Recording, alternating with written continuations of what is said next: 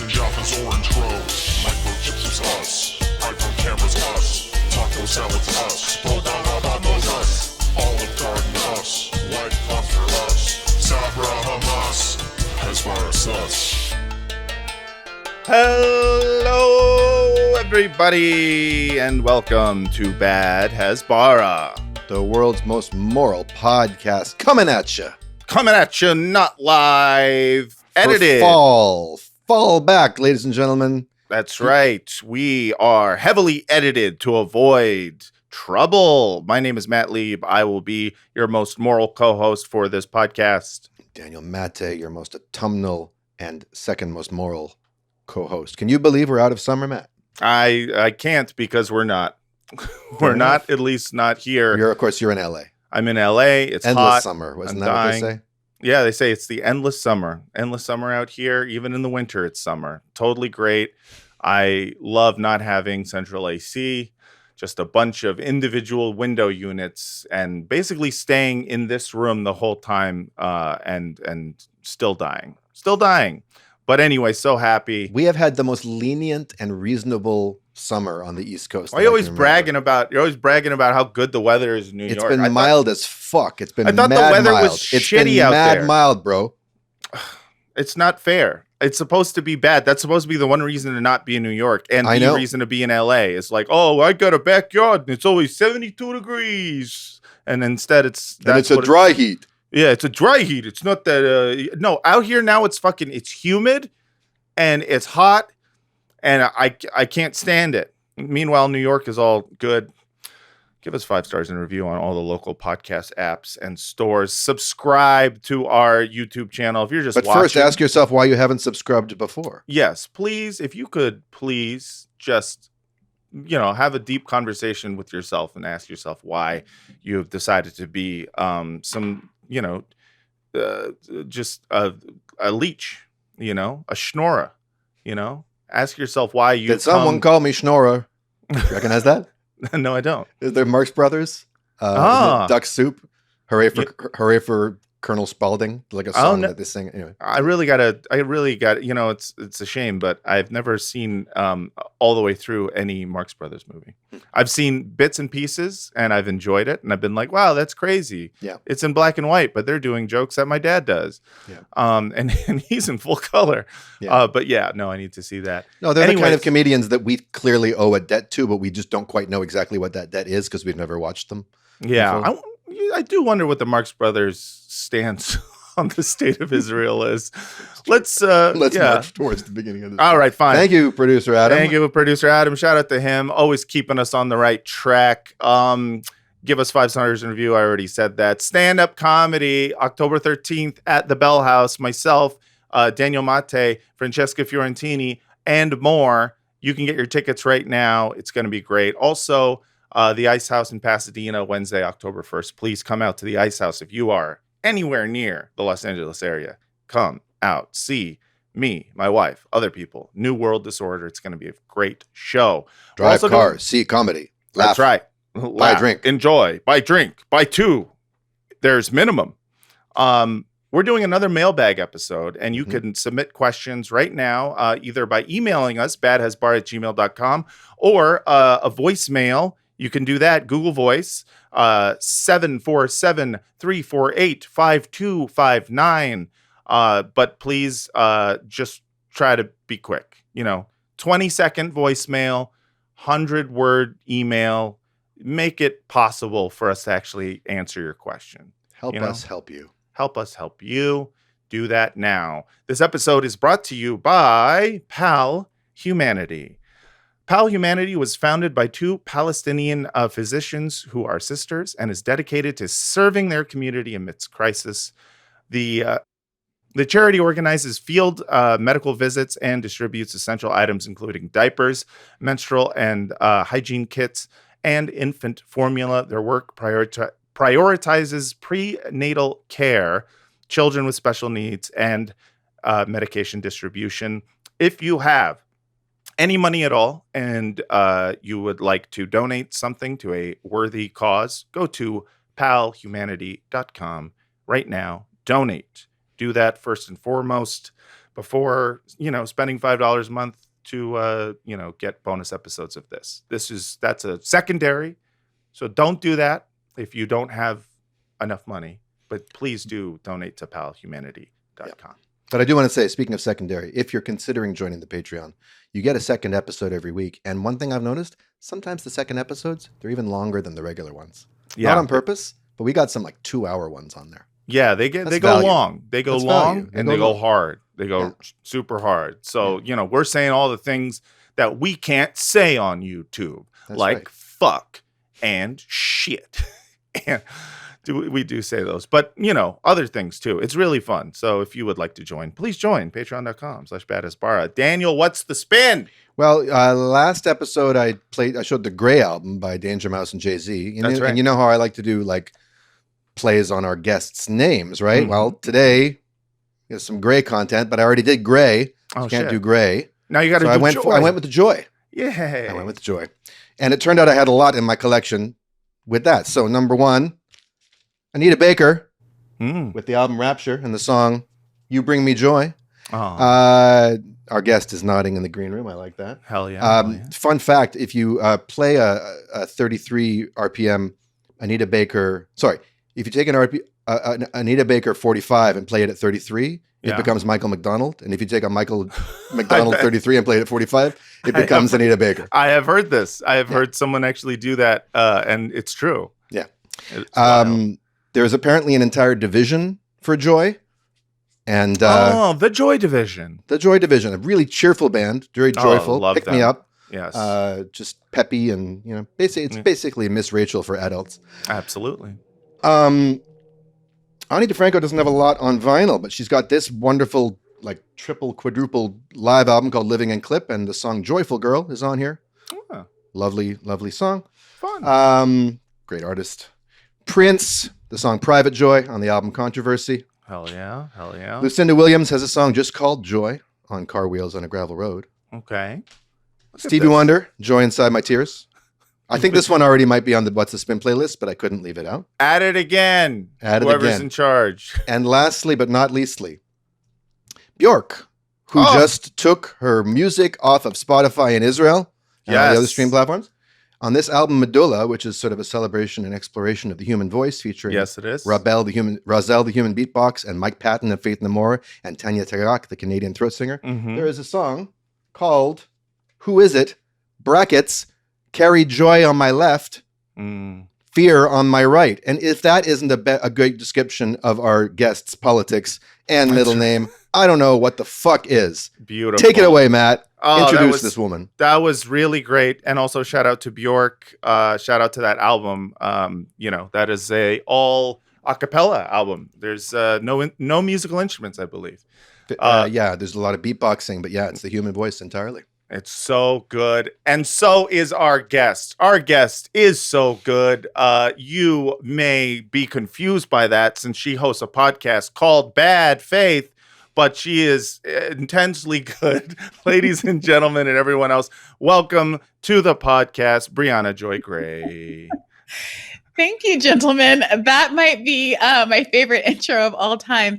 And not just because you started with one of my favorite Anita Baker songs. There we go. It's smooth, isn't it? It's very good. Yeah, I was actually at a house party or a house DJing event recently. Don't ask. And I was, it's not my preferred genre, but this DJ was remixing that song. And I was very excited. Did he They don't make R&B like that anymore. Did he do the thing where he made it into Michael McDonald's voice? Is that how he remixed it? No, it was an Anita vocal original, not chopped and screwed or slowed down or anything. Oh, damn. But the way that I was like trying to get into it in the back like this, and then Anita Baker starts playing, and I push my way to the front of all the young people. Like, the old head I am, like, do you know this? This is Anita Baker. Do you know this? Get out of here. This is for me and all the other olds. Briahna, thank you so much for doing the podcast. We've talked about you, I think, a few times on this podcast. You're one of the, people who sometimes we will, in bringing up good takes, we will bring up yours especially. I could have gone the other way. Yeah, you never know. Sometimes there's bad takes. I'm sure you have plenty of bad takes. We'll be sure to play those in fairness. But I just wanted to start with asking for our audience who may not know or be familiar with you, which I assume is a very small percentage of the audience. Can you tell us a little bit about what things have been like post October 7th for Briahna Joy Gray? Because you have a famous moment in which you got fired for an eye roll. Can you tell us? Yeah. Well, like many people on October 7th, it wasn't immediately clear to me what was going on. I had the added complication of being in rural Ohio at a Jewish wedding and not having the details for a little bit later than most because of celebrating and such. But, it was right back to the trenches of co-hosting Rising as soon as I got home. And, as a left-right show where I was a leftist and my co-host was libertarian, we actually had a lot of simpatico when it came to wars. Libertarians, generally speaking, not liking foreign spending or, spending on anything at all. Right. But it became pretty clear pretty quickly that Nexstar Media, which you might sound familiar to you, given all of this Jimmy Kimmel firing or whatever they're calling it, indefinite postponement of his show. Mm-hmm. Also, because of Nexstar Media, they own The Hill. And it became very clear that there was pressure to have a quote unquote balanced view of the conflict on the show. So, they're like, you can't both hate Israel. One of you has to love it. I this is my impression. I think Robbie is savvy enough to know that if he told me everything about what was going on, that I would make it public as I'm doing now, and that I had no tact about those kinds of matters and was happy to blow stuff up. Not in that way, as much as I am accused of being a terrorist, but proverbially blow things up. But it was clear. It felt odd to me, not just how much pushback we were having on air, but also behind the scenes. So historically in the show, there would be these topics that were my preoccupations as a leftist, but I understood wouldn't necessarily do as well in the algorithm. Right. This Collectivo coffee unionized. It might be something I want to talk about, but I understand there's a give and take in terms of what actually plays well. Meanwhile, if Joe Rogan ever says anything, if Bill Maher ever says anything, we do a segment about it because it does play well. And I try to make the most of those segments. Fine. Fair enough. Yeah. But with Gaza, it was one of those times where my personal interests were overlapping with the audience's interest. The audience hated the war. They were very much anti-war, right and left people. The conservative audience did not care about Israel, was not interested in getting involved in that conflict. And forget the directionality of the coverage. The segments about Gaza were doing very, very well. Mm-hmm. And had Katie already been fired at this point? Katie had been fired well in advance of this. Yes. Okay. And for people who don't remember, we had been testing her as a fill-in host. Mm-hmm. And so she had sat in and done a radar, which are these direct-to-camera monologues. It was, in retrospect, kind of benign, given how the discourse has expanded and people's knowledge in defense of Palestine has gotten deeper since October 7th. But they, I guess, objected to the idea that she called Israel an apartheid state and backed it up with all of these. I know isn't that crazy to think about? That's crazy. That's adorable. These people are like, Israel shouldn't exist at all. But back then, just saying, okay, here's Bet Selem and some other folks who said it was an apartheid state. Just repeating what every Israeli human rights organization has said. Exactly. Grounds for firing. That's amazing. Exactly. So it wasn't a surprise that there was this pushback, but we got new producers, a whole new staff around January after October 7th. And the new producer was extremely hostile to us running the show the way we wanted, and basically put a cap on the number of segments we could do that even talked about Gaza. Wow. At which point I started doing radars again. I had stopped doing radars because there were a lot of work and they wanted me to do 4 days instead of 3. And I was like, fine, I'll do an extra day if I don't have to do radars. How long did it take you to write one of those and prep it and get all the slides? The thing. And all that? I was always really impressed by the detail I mean, it's like writing an article. Like, Yeah. I'm not I like to be a little bit more deliberative when I write pieces. And so I found it to be very stressful. If I actually doubled that, like cracked down and did it, I could do it in like 3 hours. But I would procrastinate. I would deliberate about what I actually wanted to talk about. You know, it sucks up your whole evening. Right. Once you get home from the stress of having that morning arguing on the air. So I prefer not to do it. But once I started basically doing a quota for how many Gaza segments we could do a day and saying, like, we already talked about Gaza in 1 of 8 segments. Right. Now think about that. Gaza stories include what happens on the ground any given day in Gaza, how many people get killed, what hospitals get blown up, whatever domestic controversy there is about the truth of what the, the Hamas, health officials are reporting, whatever Randy Fine or whatever craven American politician might say, whatever protest might be happening at any given campus, whatever segment Ben Shapiro, or like you could do 8 segments about Gaza. Whatever legacy media stories are falling apart in front of our faces that have justified the genocide. Exactly. Like a media criticism angle. Without evidence. You could do 8 segments a day on Gaza and they would all perform well because our audience was very interested in this and politically aligned with me on this. So once they put a cap on it, I started doing radars again because that's where we had allegedly editorial independence. And then the producer started to try to edit my radars. And that's when I knew things were really coming to a head. Yeah. So why did you roll your eyes? So I think there was frustration that despite Robbie's valiant effort to push back against me, that I was sort of winning the day. Certainly the comments reflected that, and it wasn't a good look for the people at higher ups at Nexstar who, weren't sympathetic to Palestine and were Zionists. Right. So there was a push to have more balanced guests on. Now, it's like wanting more parity in sports or in the WWF. Like you rig the matches so the bad guys sometimes win. It doesn't work if Hulk Hogan always beats. Sure, except that is ostensibly to make it more interesting for the viewer. Right. In our case, the viewer didn't want Robbie to win more. That's a great point. It's like they're not even doing it for the ratings or for the fun of it, the entertainment value. It was clearly purely ideological. It was purely for the sake of, we need to have some. And relatively speaking, he was a good sport about it, right? Like I think. I mean, I don't want to speak for Robbie, and we have a good relationship and we're friends, and so I don't want to throw him under the bus or anything. But my charitable read is that he felt like he had to play a role to a certain extent. The Alan Colmes of the Hill. That doesn't absolve you of your responsibility and your choice, but also, Robbie's has a contract with the Hill. I was a contract employee, so I was fireable without any consequences, and that's not the case for him.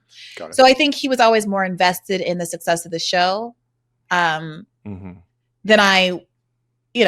I always knew I was on borrowed time. I mean, it's interesting to say, invested in this. Time, has borrowed time. It's interested in the success of the show when it's like clearly the success of the show. Part of it was the fact that you had uncompromising Gaza coverage. Yes, and that's why. So Robbie appreciated me as a co-host, right? So despite our disagreements, he was rooting for me. It was an interesting dynamic. Like he had been there. He has been there longer than anybody, including Crystal and Sagar now. Right.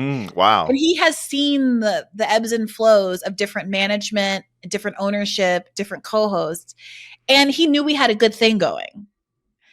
And we had worked really hard to like pull the show back from the brink after Kim Iverson was let go shortly after I started. Right. Like within a couple of months of me starting. And that was another cliff that the show fell off of and had to regain its credibility. So he didn't want to do that again. And he, despite our disagreements, substantively, like he understood that we were a good pairing and we had a successful show together and he wanted to save the show. So he was in this position of trying to like, wrangle me, like manage me. Right. Yeah. And manage the show. So that you guys could stay doing what you do best. Yes. Yeah. Yes. But eventually they were like, we got to get more, pro-Israel guests on. They had Hin Midzig on a bunch of times. Ugh. We all know who this guy is. Well, we all know him. We covered his Hollywood Reporter article the other day. Yeah, or Hen Danzig, as I call her. Yeah, you know that we know someone when we already have a sting ready to go. That's amazing. Yeah, I need for sound effects on my show. That was amazing. Yeah, that's the thing about this show is like we do what Rising does, but with sound effects. We're having fun.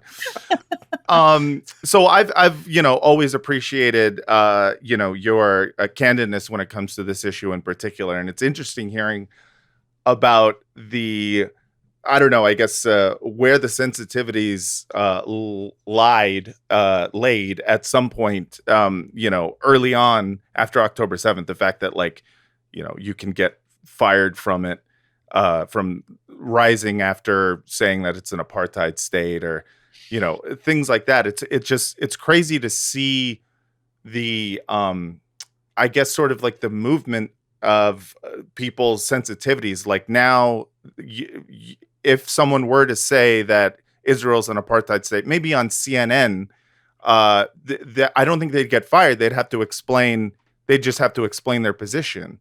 And, I think a lot of that is in part due to the fact that you've got, people such as yourself and, other media figures who are, get punished for these things, but don't stop. It doesn't stop them from talking.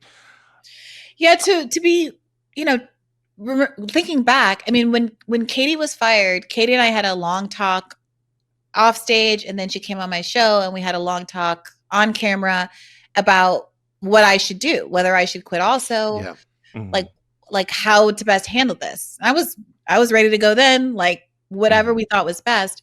And what we decided was it's so rare for someone with our politics to have any sort of mainstream gig. The Hill is not, MSNBC, but still corporate news with, 1 million subscribers and a significant audience. And, Robbie and I ended up in that Brett Favre documentary. I mean, people are seeing us. Yeah. I don't know if you saw that. That was everyone sent that to me. No, I didn't, but I can't wait. It's just a still. It's like just a picture of us for some reason, covering. That's how you know you've made it, when all of a sudden your coverage of something ends up in a documentary about it. Right. Like normies are sitting. My mom's friends are like, "Is this Briahna? I was watching the Brett Favre doc." Yeah. But I did one of the conditions of me staying was for them to let me do a radar where I said plainly that I don't think that Katie was fired for whatever non-ideological reason they claimed, that it was clearly ideological. It was clearly because she was critical of Israel, and that I was going to stay to test their hypothesis that it really wasn't substantive, their censorship of Katie. Yeah. I don't think any of us anticipated that was going to be tested so soon with October 7th. And I wonder if they would have even let me stay around as long as I did if they didn't have the sort of egg on their face from having just said, no, it wasn't about Israel. You can come back. You can say what you want. This is a free speech zone. Right. Yeah. That seems to be, that's an interesting thing with a lot of, not just media corporations, but a lot of right-leaning ones, especially the ones who say that they are, about absolute free speech. And we've watched very recently how that falls by the wayside as soon as they're in the position in government in which to actually punish people for speech. And speaking of that, just to before we please. Bridge to the content we're going to watch, Mm-hmm. when did they start bringing in vaunted free speech advocate and free speech absolutist Batya Ungar Sargon to be a moderating influence on your censorious wokeism? That's interesting. So Batya, I think basically had been as quasi-regular almost from the beginning. I mean, a long, long time before October 7th. She was a swing host. Basically, we had Friday hosts that were not, different from the other 4 days, and it was Ryan Grimm and Emily Jashinsky until then they defected. See, we were digging ourselves out of all of these holes. It was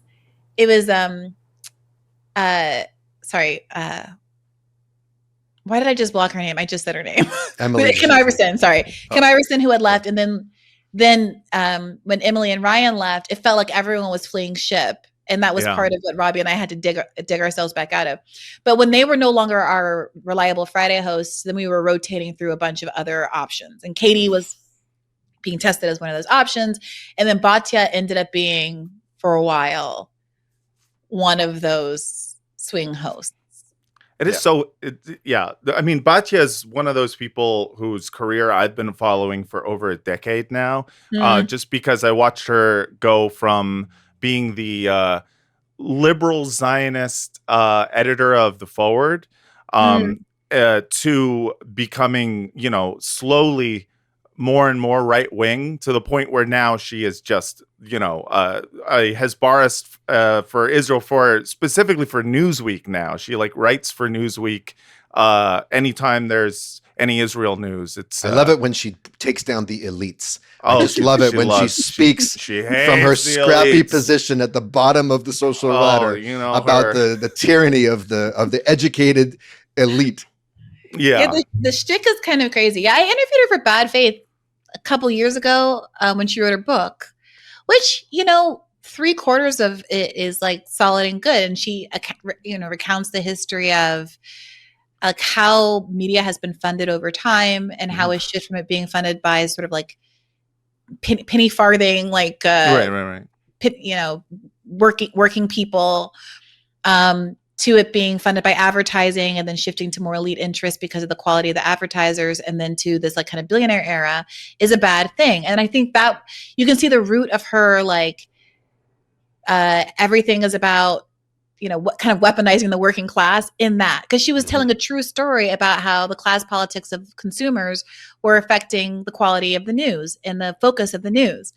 But these days, it's become just fully forcing everything through the lens of she will come up with a way to say the fact that kids are drinking out of Yetis these days is because of somehow the working classes resent what about tap water? It just becomes so strained.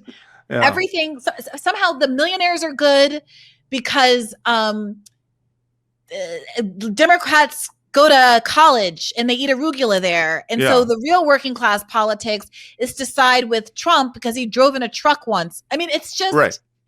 I mean, this is classic, the classic scratch a liberal and a fascist bleeds type thing with her, where you just see how much elitism goes into these, these takes about taking down the elites. It's this blind spot isn't really a blind spot. It is. It's a feature, not a bug. Yes, exactly. Paying off a kid's college debt is elitist because rich kids go to college. Right. Yes. Yeah. Rich kids and all their debt that rich people famously have. Yeah. Or more to the point of this show, protesting Israeli genocide, which U.S. taxpayers, including, in fact, the preponderance of it is coming from working class taxpayers, given our tax code, is elitist, because that's something you might hear on a university campus, right? Right. But shutting down those people with the scrappy blue collar National Guard or NYPD is the populist option, Right, with their 6-figure salaries to stand around on their phones while catching turnstile jumpers or whatever. Yeah, and she has really gotten away with this in a big way. The thing about Batya is that she is so nice in person. And I think this is an issue with some people on the left. And I don't mean to prematurely segue us into Charlie Kirk, but it's something I've been observing. I think that sometimes, maybe because we're so marginalized, and I've fallen victim to this too, but we are willing to extend grace to people who maybe don't deserve it because they are nice interpersonally, and it feels rude and it feels inhuman to meet someone's kindness with suspicion critique and derision. Yeah. No, completely. I mean, I think we all have the ability to be, I don't know, overly kind to someone because of the fact that, well, I've met them and they're really nice. And, because they were nice to me, I can't imagine that, these dark, things you're attributing to their personality or their beliefs is like actually true. It can't be. They can't be that type of person.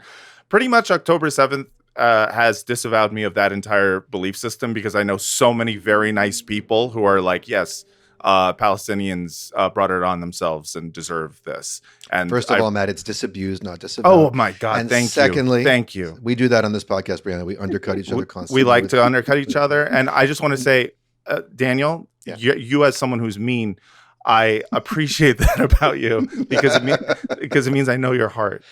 Yeah, exactly, and and better that I disabuse you of the notion than that I abuse you with then it. Don't disavow me. That's all I'm saying. The other thing I was going to say is that it actually occurs to me that in the original meaning of the word woke, the original, and I would say politically useful call to awareness meaning of it, which was pioneered by people who look more like you than like the two of us, it actually means being hip to the tricks of the people who smile in your face and stab you, the backstabbers. Yeah, OJs. Like that the OJ sang about, right? Like that, like that whole era of soul and R&B was aware of a kind of facade.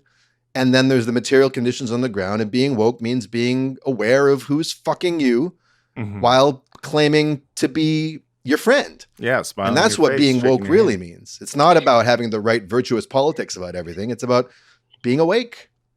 Yeah.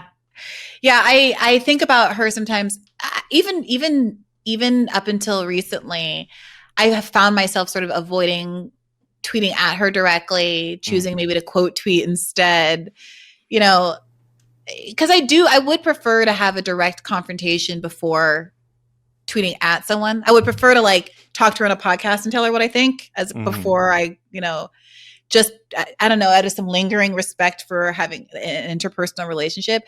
But I've also thought strategically, like, wow, she really got me good for a long time.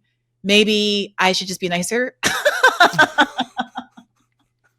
I don't know. Maybe this is a tool I should deploy myself.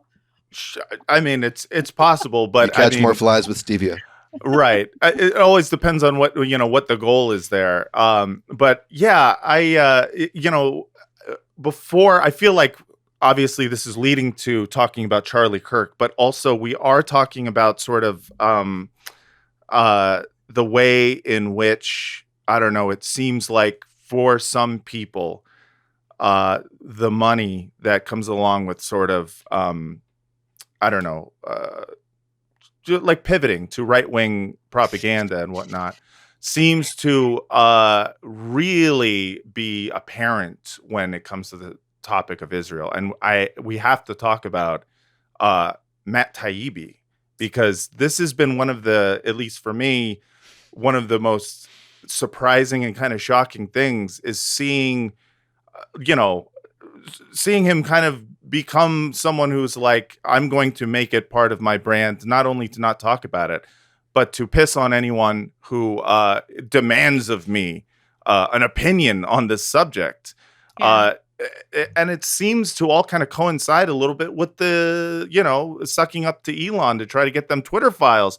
And I definitely saw him kind of like going in that direction a little bit earlier on, but I am shocked when I see someone who it seems like all of their colleagues, at least in sort of independent left media spaces, start, like seeing someone who's decides to be the scared one. Like, that's a strange thing. Scared and annoyed about being asked to not be scared when you're the intrepid free speech reporter, and there's so many angles that you could, if you don't want to talk, as you said, Briahna, if you don't want to talk about Gaza qua Gaza, talk about Gaza qua cancel culture. Well, and it's what's weird about Matt is that he is, as he points out in an article he put out recently, he is someone who has in the past talked about at least some things with regard to Palestine, like censorship of pro-Palestine activists and whatnot. And so it is so strange to me, his not just his silence, but also his like bitterness about people expecting it from him. What's going on with what's up with him? It's very curious to me. I mean, so despite what you might have read on his Substack about me. Oh, I've read. Was it the Victory Lap article that he posted when I was fired from the Hill? Oh no. It was the one about why is everyone want me to talk about Gaza, in which he mentions for those of you who wonder why I don't talk about this issue, let me share a story or two. Racket readers know a story from last April when once friends Briahna Joy Gray and Zaid Jilani did a whole segment on the Hill about my pandering to right-wing audiences. The show included a string of silly factual errors, yada, yada, yada, leading to this dismount by Briahna. Maybe there's something other than trying to preserve his relationship with Elon for the sake of journalism. In other words, maybe I was paid off. First of all, it's crazy to complain about that because that's literally me trying to say, maybe there's a reason for this. That's how I read it too. I'm literally trying to be nice to you, dude. I'm literally giving you an out.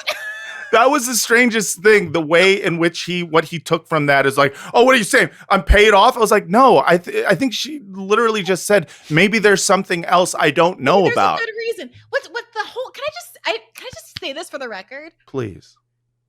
Zed had written a piece, I think, about what he thought was going on with Taibbi, and had done a bunch of tweets about it, like this tweet thread that was causing all of this, energy on Twitter. Uh-huh. And we decided to do a segment about Zed. Mm-hmm. Okay.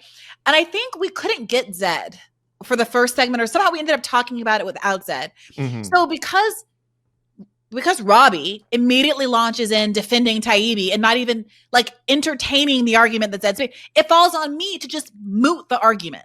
Right. So this has been years and I don't remember it exactly. Sorry, I don't mean to make any factual errors, Taibbi. I'm not intentionally trying to smear anybody, but my subjective recollection of it, and people can go back to the tape, was that the segment starts and Robbie's immediately like, well, Matt's great and he's not biased at all. I'm like, okay, well, so the argument Zed is making is, and then I go ahead and make Zed's argument. I did not extemporaneously even decide to quote unquote go after Matt. I'm just covering what happened, and it falls on to me to do it because my co-host is completely clearly going to be pro Matt. Right. So I got to moot the other side of the argument. And so it comes off, he frames it as though I had a vendetta. Now, privately, secretly, did I think Zed had a good argument? Yeah.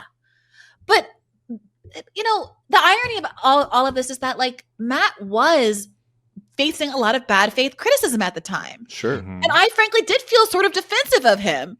Right. And frankly, while I had him on my own show in an episode that I just made to the public last week, because it's germane to this conversation that we're having, I did have Matt on a few years ago, and ask him not about the validity of reporting on the Twitter files, not about the value of the reporting that came out of the Twitter files, but about one narrow claim he kept making, which was that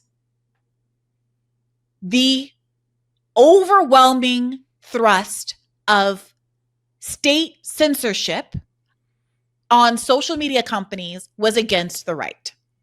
Mm-hmm. I had no problem with any of the reporting that came out of the Twitter files, but he kept making a broader characterization, which is to say all of the bias is against the right. And I simply asked him, Matt, how can you know that, given that you have been given a selective trove of documents by Elon Musk, who won't even give you documents from after he became CEO of Twitter, right? So he won't even disclose about his own censorship or what he isn't doing. But in the prior era, you haven't asked I asked him, did you ask what search terms were used to give you these documents? What percentage of the total documents these are? Whose emails were searched? Whose Slacks were searched? Whether home email addresses were searched? These are the kind of questions we ask when we do document review as attorneys. So you know that you're not being given a selective cache of documents. Right. And maybe you don't ask those questions. Maybe you don't get good answers to those questions. Maybe it's out of your control and you still decide to report on the Twitter files. Fine. I support that, actually. But if that's the case, you cannot credibly, accurately make the claim that all of the bias is against the right because you don't know what you've been given. Right. You can't make a relative claim like that. You can only report on what's in front of you. Yeah. Okay. Yeah, and there's a nice contradistinction between, you take a free speech absolutist and intrepid reporter like Glenn Greenwald, right? Yes. Mm-hmm. Who has certainly made no friends on the liberal left side of things when he expresses principled objection to the ways in which conservative and right-wing voices have faced, censorship, whether it's over COVID or anything else, right? Right. But at the same time, he has never for 1 second claimed that the preponderance of it goes there. Right. And nor has he ever stopped talking about the overwhelming and in many ways foundational ways in which pro-Palestine voices were the testing ground for so many of these forms of censorship and worse. Yeah. Now that strikes me as whatever you think of him, I'm a fan, but not all of our listeners are, but that is principle in action. That's something closer to consistency and intellectual rigor and transparency. And when it comes to Matt, there was a joke I desperately wanted to make on Twitter, but I didn't out of respect to someone I'm related to who might have been put in an awkward position. But I wanted to say, didn't this idiot used to be useful? Yeah. Yeah. Look, I'm so grateful for Glenn and people who have been consistent like him, because I think the gaslighting and it makes you feel crazy when everyone flips the way that so many folks have flipped in the last few weeks post Charlie Kirk, last couple of weeks or so. Yeah. I will point out, though, that as much as Bari Weiss is on the wrong side of all of this Israel Hezbollah stuff, the irony that she was the one that demonstrated more principle with respect to the Twitter files than Elon Musk, was asking some of these questions of Elon, got ousted from the project, and Matt didn't stand with her, didn't say anything solidaristic with her. Like, they all could have said, well, we're all going to walk out and then you'll have no one to report on this stuff. Like, Elon needed journalists to launder his ideological project. Right. Well, Matt made it up to her a couple of weeks ago when he called all of her critics jealous losers. Well, that's right. Maybe that was the give and take. That's maybe right. Maybe that's the deal that's struck. Yeah. Yeah, it is. I mean, it just seeing the way in which, I don't know, because you just don't often see this with independent media, which is why I think your question there that he got so mad at was completely valid. This idea that, like, is there something else going on? Because I can't make sense of it outside of either you're doing this in order to continue getting access to whatever, you Which get access to. That, right? Yeah. But he admitted to that piece of it. Part of what was so frustrating for me is that he was like mad at me for saying on the show that he refrained from criticizing Elon Musk to maintain access to their Twitter files, which was an admission that he made because he released his own DMs with Elon Musk. That's right. When they started beefing, right? Yes. When they started beefing, his DMs revealed that he had these private concerns and frustrations with Elon that came out. And this is why he accuses me of a factual inaccuracy. I can't remember if it was weeks before, months before, year before. I don't remember how long before. But at some considerable time before he actually publicly broke with Elon. Now, I think that you can make an argument that it is worth it to hold your tongue to make sure you get meaningful information out of a source. Sure. Like, reasonable minds can disagree about the extent to which you hold your tongue to get important information out of a source. Why you're mad at me for just saying what you said? Right.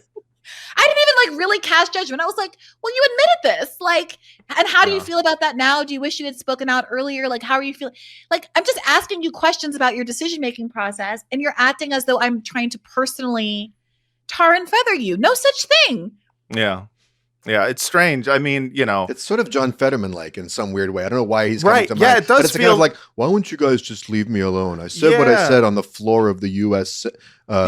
Senate, like, where the world's decisions are made. Why are you questioning me about it? They're aesthetically similar. They're both kind of like, there's an Eeyorness to both of them, which is just like, it's like palpable. You just see them both as like, everyone's mean. It makes me, it's so like, I cannot stress enough that like I That's have your litmus test, Bear. Purity politics. I'm very much, I have no bone in this fight. That's the expression. I have no dog in this fight. Sorry. Well, Yeah. if the dog is just bones, then the dog's been in the fight for too long. I didn't realize we were like formally friends or whatever he says in that article. I would be happy to be camaraderie. Like as far as I'm concerned, I have a disagreement. I've had disagreements with Glenn, and he's come on my show and we've debated them, and he remains my friend, and I adore Glenn. Yeah.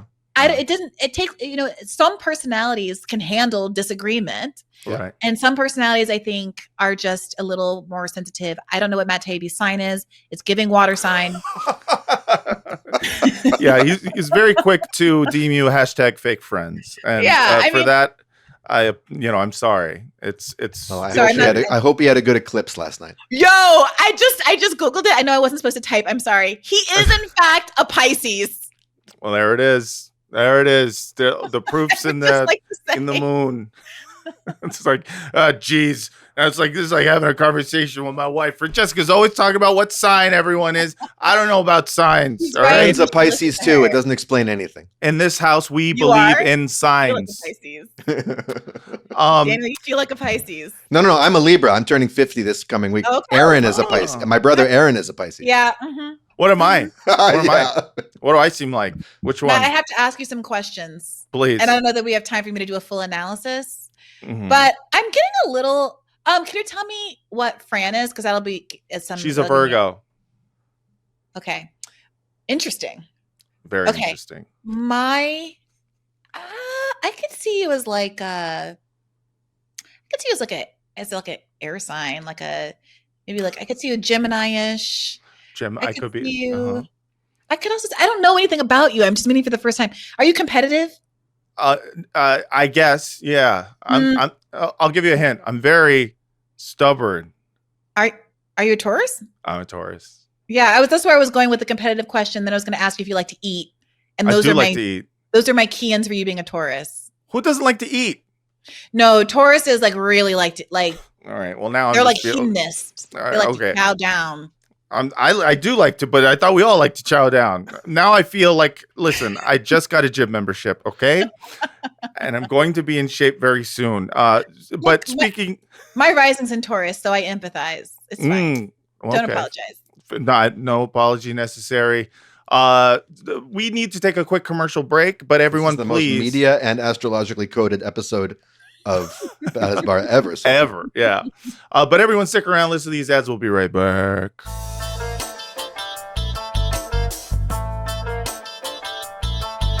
And we're back. It's Badass Bar, world's most moral podcast, here with Briahna Joy Gray. How you doing, Briahna?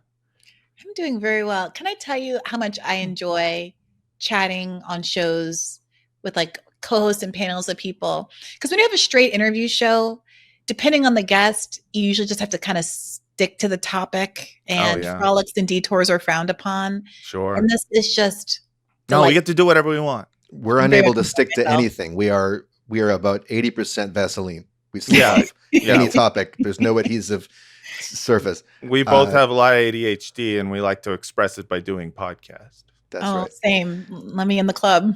Hell yeah. Well, welcome. I wanted to ask you, just podcaster to podcaster, what's it like to be besties with Norman Finkelstein? It's so funny. I had this drawing up behind me. I took it down because I just filmed a documentary in my apartment. I thought you were about to turn around. It's so funny. He's right behind me. Can you imagine? Hello. This is me, and interviewing him at that cute venue downtown in New York. That's you. Who drew that? A guy in the audience. I'm sorry, he signed it, but I can't really. It's not really legible. It looks like SKOUG. But I'm gonna get it framed because I just adore talking to Norm so much, and I feel like it's such a gift that for whatever reason he seems to like me and enjoy my company and enjoy being interviewed by me. Yeah, your episodes with him they're great, truly special, and we can't wait to get him on the show. Yes, everyone in the comments, we are trying to get him on the show. All right, it's gonna happen. You just have to be patient. All right, they're always yelling at us. He's like such a special like kind of person that they're not making anymore. Correct. Oh yeah. Yeah. He's bold and uncompromising and like a character in the best way. Yeah. Yes. And even when we're disagreeing, I find there to be something like really reassuring in him hitting the beats that he hits Yes. and like having the peccadillos that he has. It's like an old oak tree that you pass by and touch every year. And you're happy that it's growing and thriving, even if it's a little bit in your way. Yeah. And I he don't know, respects, and he enjoys some fisticuffs if it's done right. If you're 'cause it's intellectually smart. rigorous, if you're smart.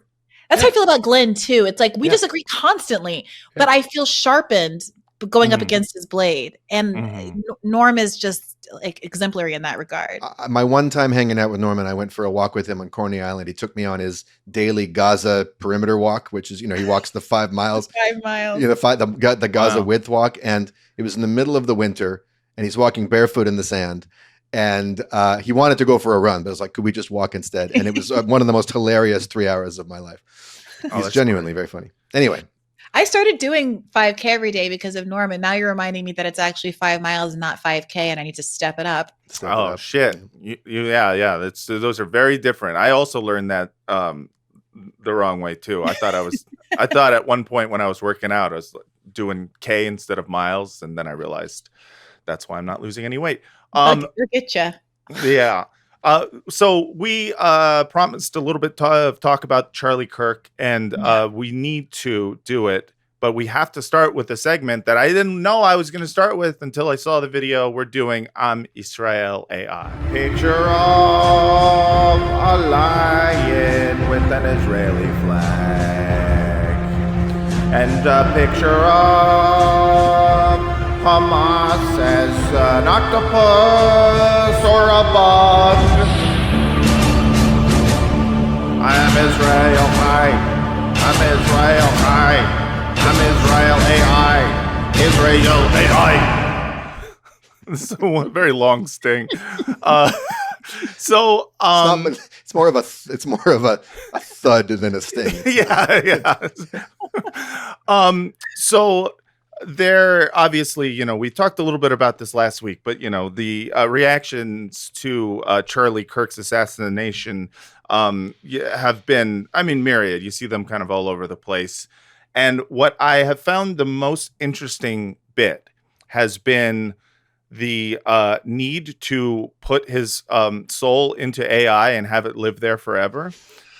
There's been multiple AI Charlie Kirks that have come out, and the videos have been, across the board, horrifying to watch, because who wants this shit? There's that level of slop is that's too hoggy for me. You have to be the weirdest type of hog who demands that slop. But one of the most interesting ones that ties into this show was one that was made sort of in the wake of the beginnings of the conspiracy theory that Israel may have had something to do with it.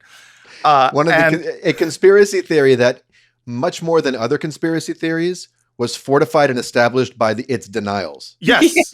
Yes. A conspiracy it's like a beautiful theory, use of negative space, A conspiracy theory that last week I would have confidently said the word conspiracy theory, and this week I am saying conspiracy possibility.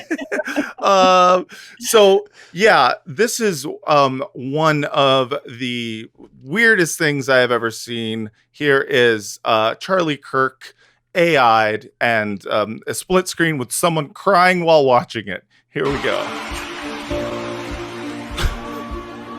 Don't worry about me. I'm in a better place now. But America and Israel, from this day on, will never be the same. So in the background, you see two soldiers shaking hands, and there's an Israeli flag and an American flag waving side by side. And Charlie Kirk has wings, and there's Hebrew subtitles. Yes, there is. This is the wake-up call. They tried to shut me up. They couldn't stand a voice that didn't sound like theirs. And that's exactly why we have to fight. We exposed the lie. I spoke the truth, and they hated everything. All right, so now there's there was. Sorry, as he's saying, they tried to shut me up. They're showing Palestine flags in a protest, and Greta Thunberg with the Palestine flag behind her, as though the shooter had anything to do with Palestine. Yes. And this is what I think one of the many birds that this stone is trying to kill. One is the conspiracy theory that Israel done it. The other is trying to establish that the shooter was in some aspect anti-Zionist, pro-Palestinian. I don't know. All I know is they also had the AI, the protesters. I heard the shooter was trans. He identified as a autistic Swedish girl. That's right. It is possible. I mean, this is just crazy. 3 seconds of it. I know you guys are hurting. It feels like you lost me. You didn't. You can't kill an idea. You can't murder faith. All right, now we got Israeli soldiers shaking hands. They mocked me. I kept going. Oh, wait, hold on. Can you go back and show us the flag that was just waving behind that soldier, please? Can we just take a little closer look at that? Faith. Let's look. Okay, hold on. What? Wait. Can't murder Pause. faith. Oh, what is that flag? What country is that? The flag of Briahna. You went to Harvard. You know geography. United States of Israel. Like, listeners, it's an Israeli flag with the blue part of the American flag on the corner with the stars on it. Yeah, the one with all the stars. That is fucking crazy, dog. That relates to the Mike Huckabee clip we're going to play later. Dude, that's great. A merger. That's a merger. What the fuck? Did you notice that before? No, I never noticed that. And also, I'm sorry, but if you're going to do that, make one of those stars in that part the Star of David. Seriously. You just do an American flag, but all the stars are Stars of David. Yeah, or do that. Actually, you know what the most accurate Israeli flag would be? It would be the Israeli flag, but a 5-pointed star in the middle. Fuck the Jewish star. Yeah, exactly. With the fucking 6-pointed that star. is, yes, it's their state flag when we finally put them in the United States. Spirit Confederate flag doesn't break. They mocked me. Yo. I kept going. Tried to silence me.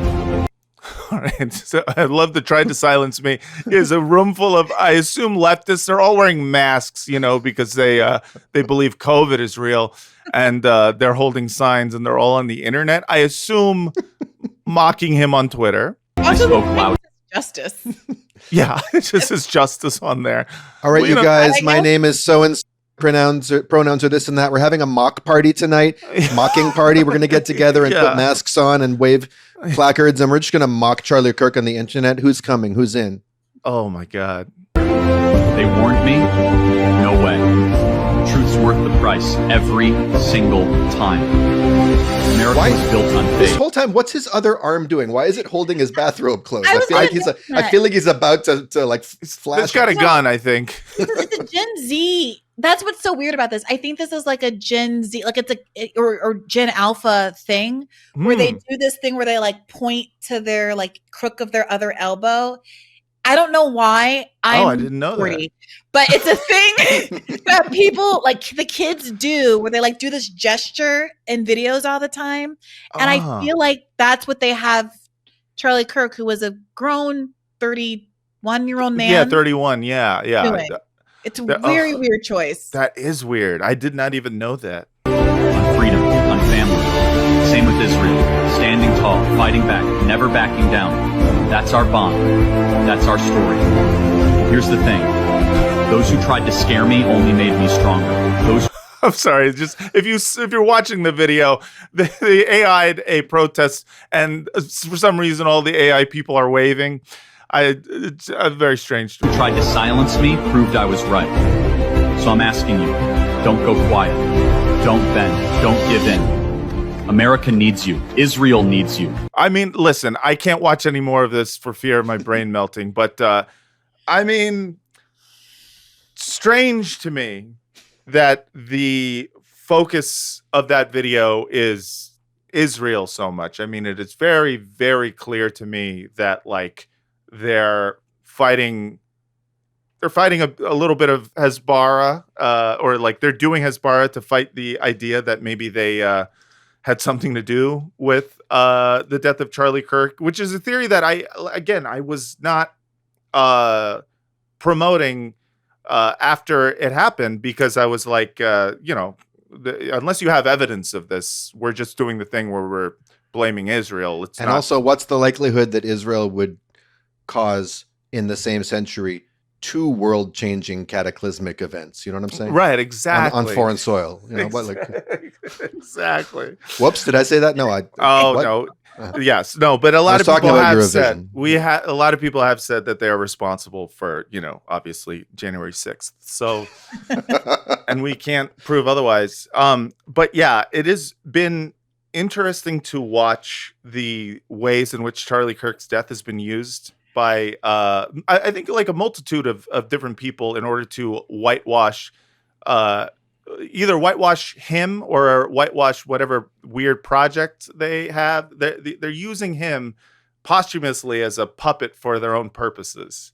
And, It is weird to watch. It's weird to see Candace Owens seem to be the only one who both seems to be authentically mourning him as a friend and also sort of authentically carrying across his message.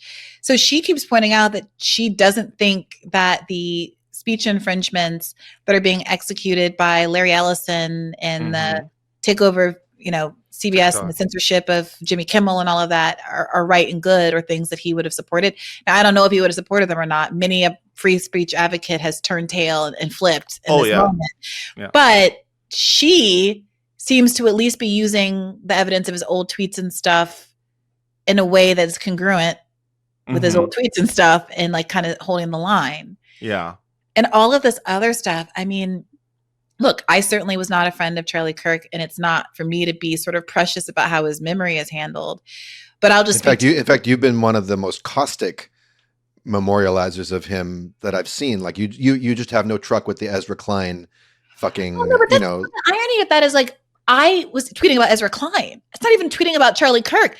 Yeah. Like, look, I don't believe in like tone policing other people, whether they are like, sad about Charlie Kirk like Candace Owens, or whether they are someone who's actively celebrating Charlie Kirk being killed. I personally feel just a little squeamish under my own morals for like celebrating anybody's death. But I'm not going to tell anybody else what to do. Yeah. That being said, I'm very angry at liberals and leftists who have chosen to celebrate his life because of his death. Yes. Like, absolutely. This is not like these AI generating creeps can do whatever videos they want to do, but it's not the responsibility of liberals and the left to try to rehabilitate his image and act as though there was anything valuable about his politics or even the way he did his politics.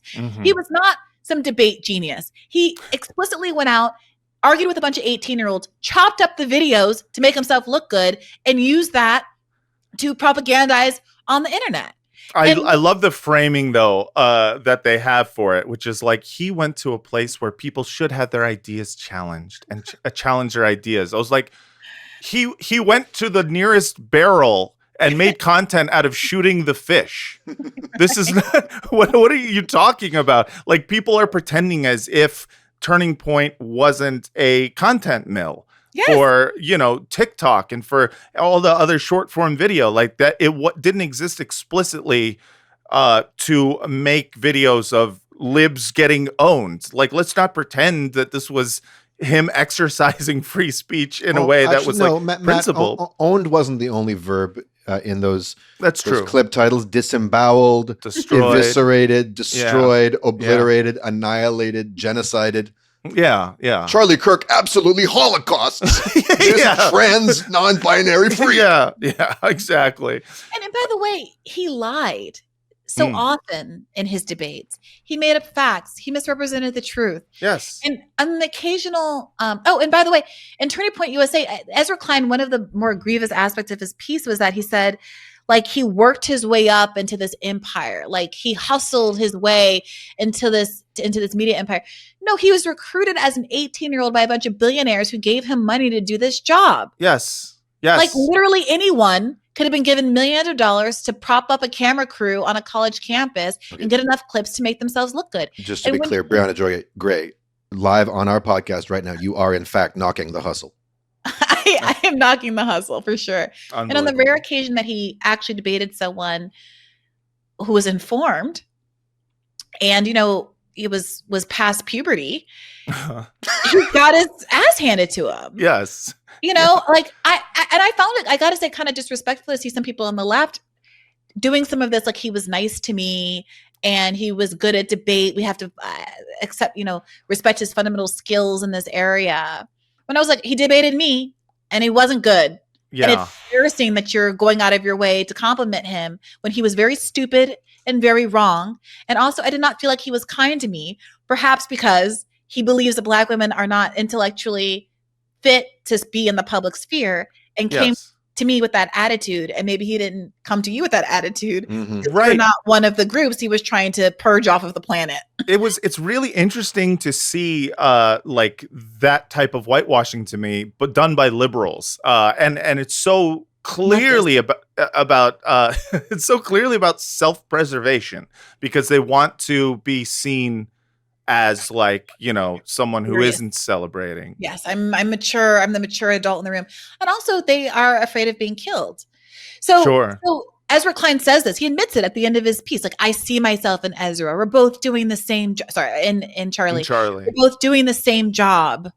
You know, I mourn for him the way I mourn for myself. I mean, they're very explicit. I mean, in a way, Ezra is doing the same job. I mean, like, as a propagandist, that's about right. All right. God forbid, knock on wood. I'm not meaning this, but I'm just trying to imagine the liberal analog in a parallel universe, the Ezra Klein Memorial. But no one's ever going to try to come for Ezra Klein. At the football stadium. That's the irony of it. Like, I don't want to be killed. Nobody wants to be killed. But, like, Ezra Klein, who benefits from Ezra Klein being killed? Literally those nobody. People who are anti-abundance. Right. That's like true. Us. I mean, to be honest. Right. I didn't do it. Just kidding. And we're all joking and everyone's having Cui fun. bono? Us. Not really. Yeah. But it's not anybody in power is my point. It's like, it's not anybody who would actually benefit, because we don't have the power to even take over the void. If something were to happen to Ezra, they'd put a new Ezra, you know, they put Iglesias in that spot and the world would keep turning. Yeah.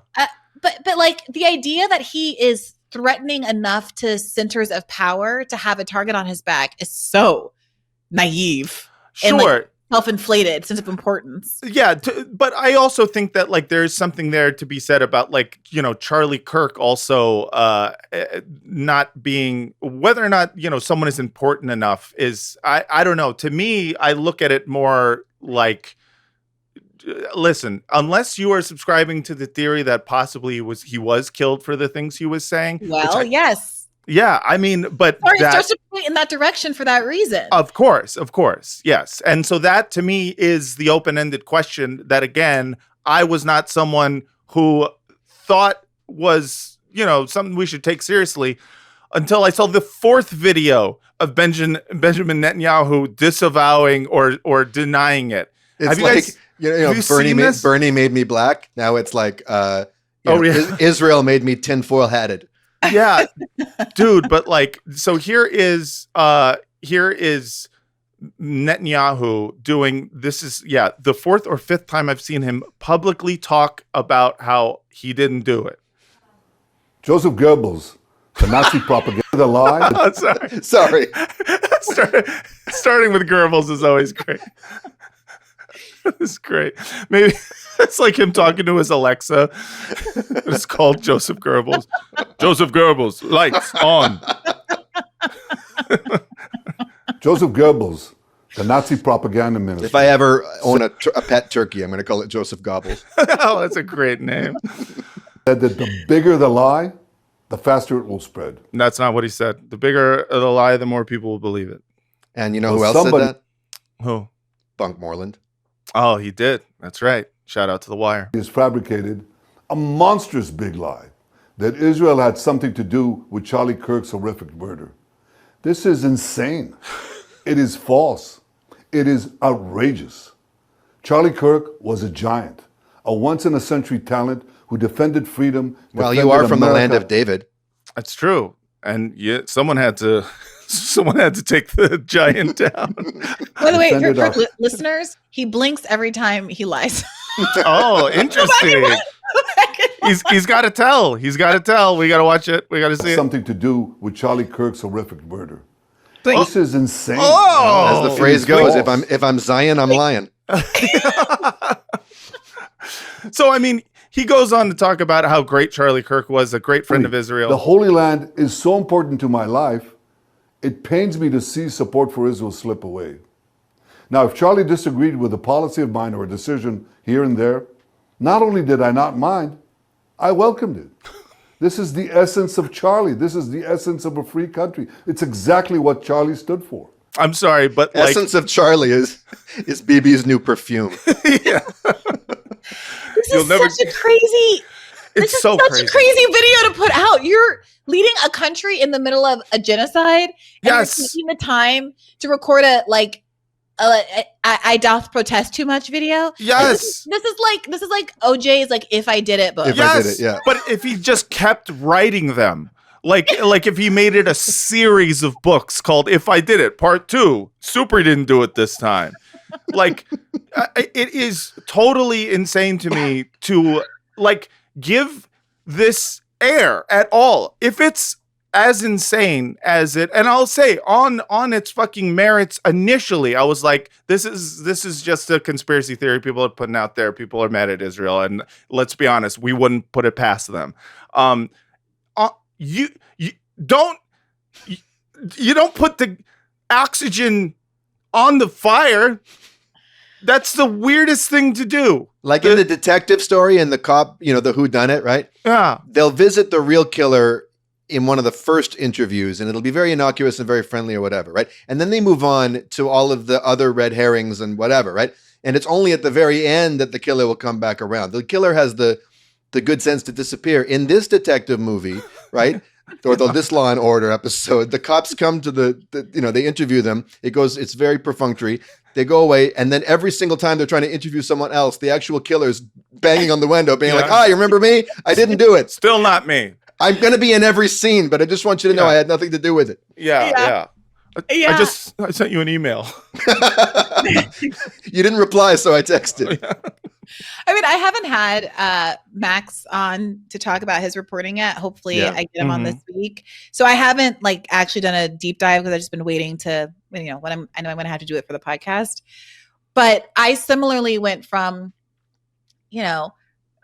sort of wouldn't this confirm my priors if it were true? But come on, Briahna, be an adult. To, I'll hear you out. Yeah. Let's hear it. Yeah. I mean, that's that where I'm at with it right now, after seeing the amount of times that BB has personally, quote, said he didn't do it, or he went on some show that I think it was Greta Van Susteren hosts on whatever network she's on now, in which she asked him about it. And what was strange about that is that I was like, there's no fucking way that she did that on her own. I just don't believe that she was asking, hey, the people want to know. She was absolutely had prepared him to talk about this. And in fact, I think I wouldn't be surprised if he himself was like, can you ask me about that? Because I just want to do a quick denial of this. I've been working on some new material on it. I want to do a bit. So it's like a late night couch kind of thing. Yeah, exactly. Not blinking. Yeah. I think that the fact that there are people like Megyn Kelly who are very staunch Zionists and proud Zionists who are saying, well, I support Israel. I hate the pro-Palestine people. But also, it is true that Charlie was starting to revise his position on some of these issues toward the end of his death. Combined with Tucker Carlson, did you see that weird sort of glib statement that he made at the memorial service about the hummus eaters? There was something about he's talking about the Pharisees who sat around deciding. Yes, we have that clip right here. And it actually reminds me of my favorite story ever.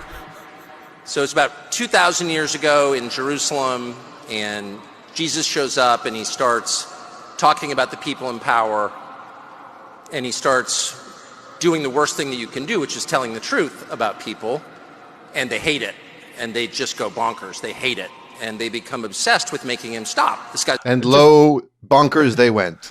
I just want to point out his opening for this was, I'm going to tell you my favorite story ever. And it's just the Bible story about Jesus.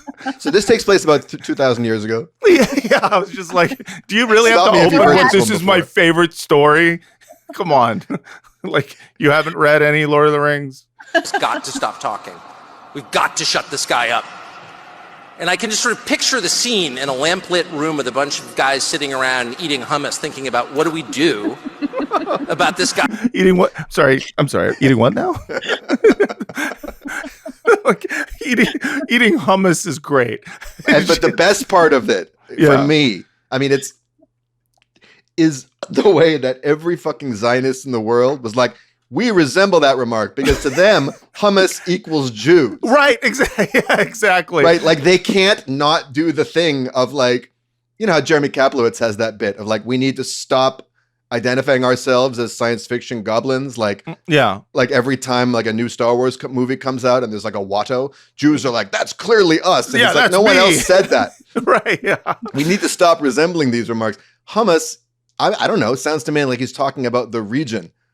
Yeah. I mean, for sure. But I also, I do think that he a little bit is also doing a thing where he's just like, I think we all know who killed this guy, right? Right? Sure. You and me.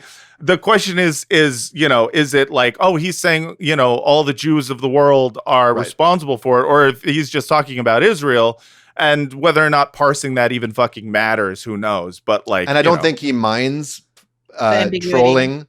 Yeah, he doesn't mind at all. I think he enjoys people calling him anti-Semitic. I think it amuses him. I don't think that means he either is or isn't.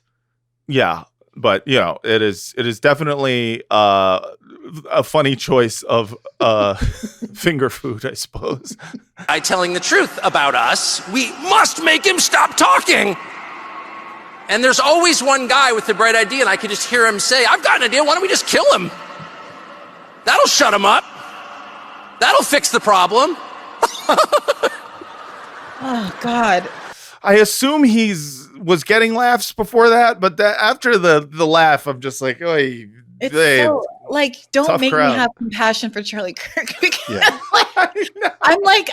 Why am I the one wanting there to be more decorum and respect at his memorial service? I know. Yeah. I know. It is. I mean, it's just, it's everyone using this as, a means to something in particular, and watching Trump actually say, like, that was the funniest line of the night.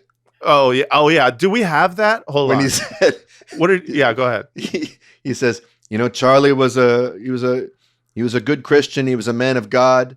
He believed in loving your enemy. That's the only place I disagree with Charlie. I hate my enemy, and I want the worst for him. Maybe if I have a chance to see him again, we can debate that one. But he really wanted the best for his enemy. But I hate my enemy.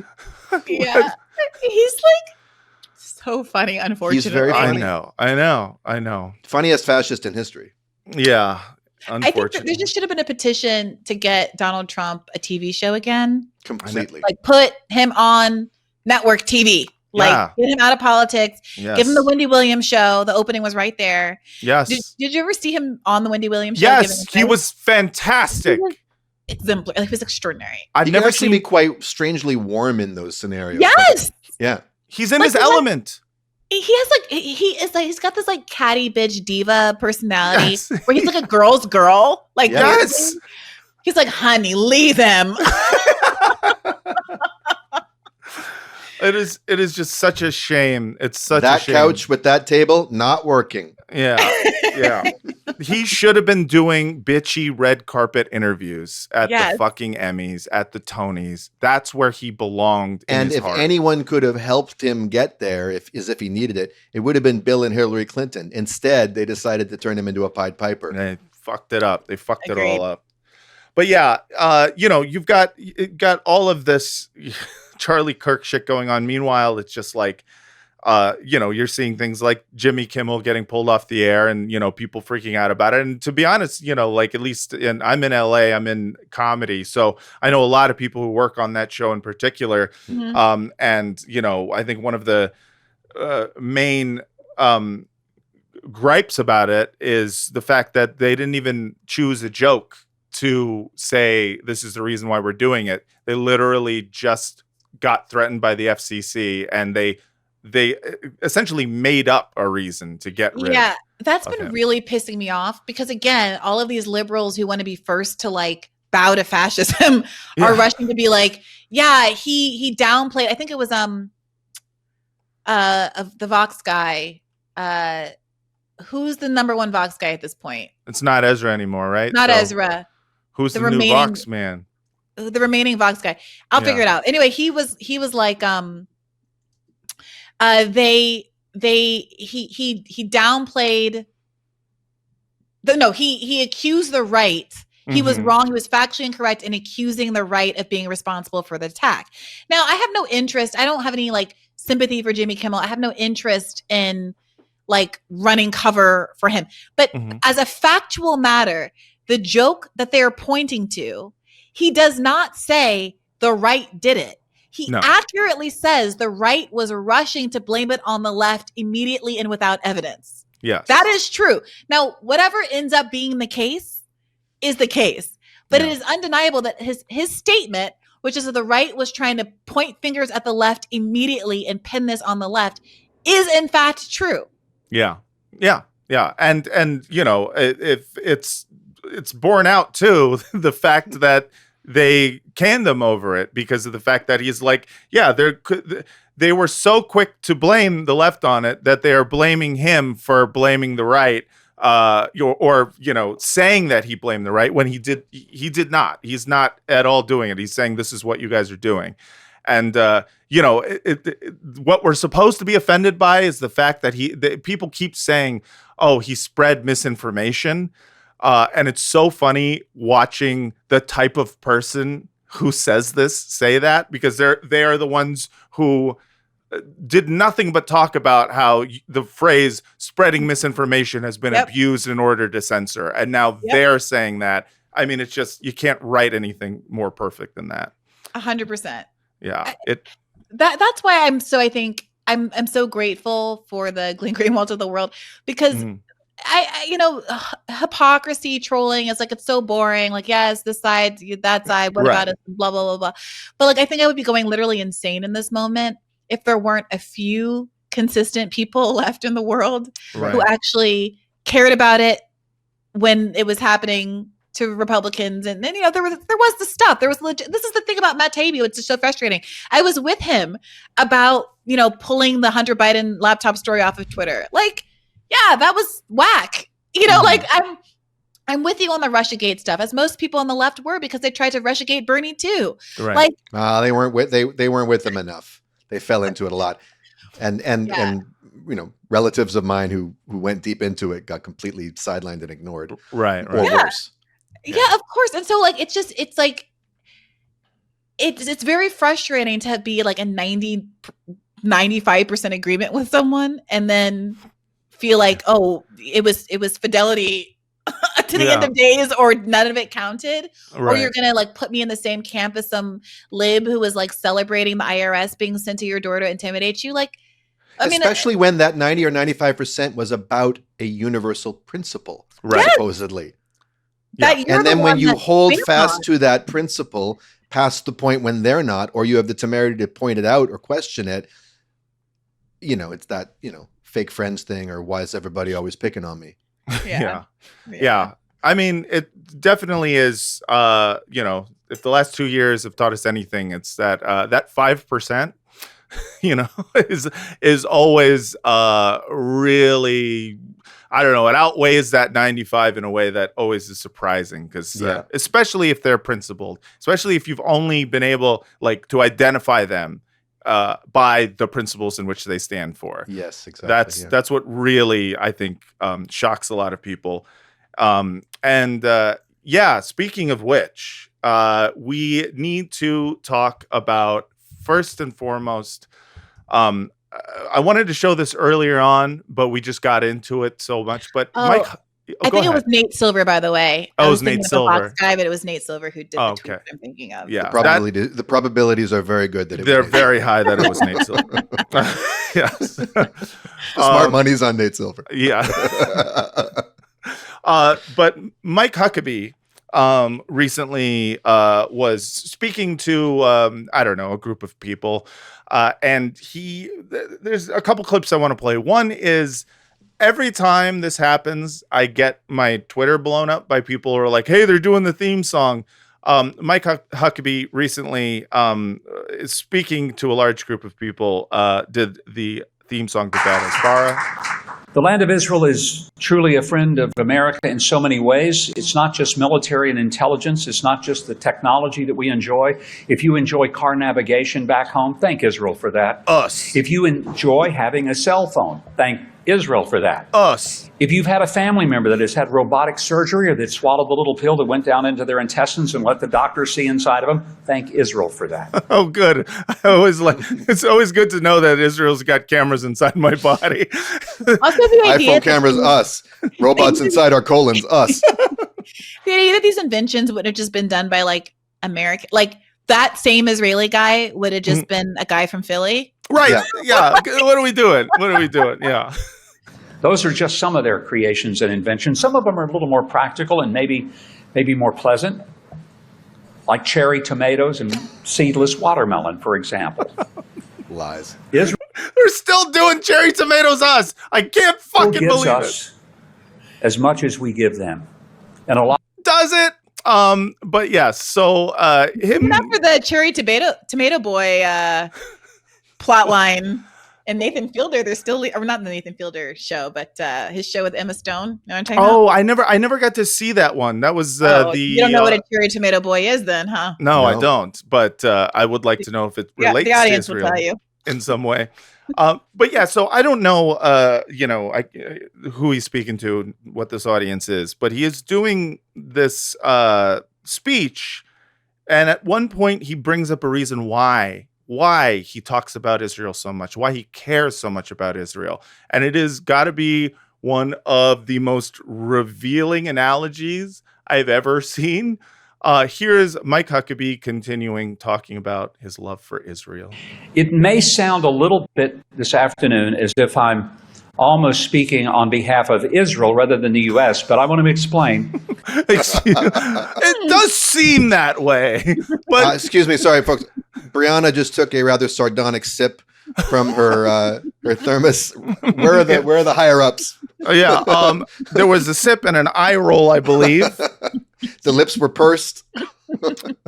We disavow you from this podcast. No, baby, that's not Israel you smell on my collar.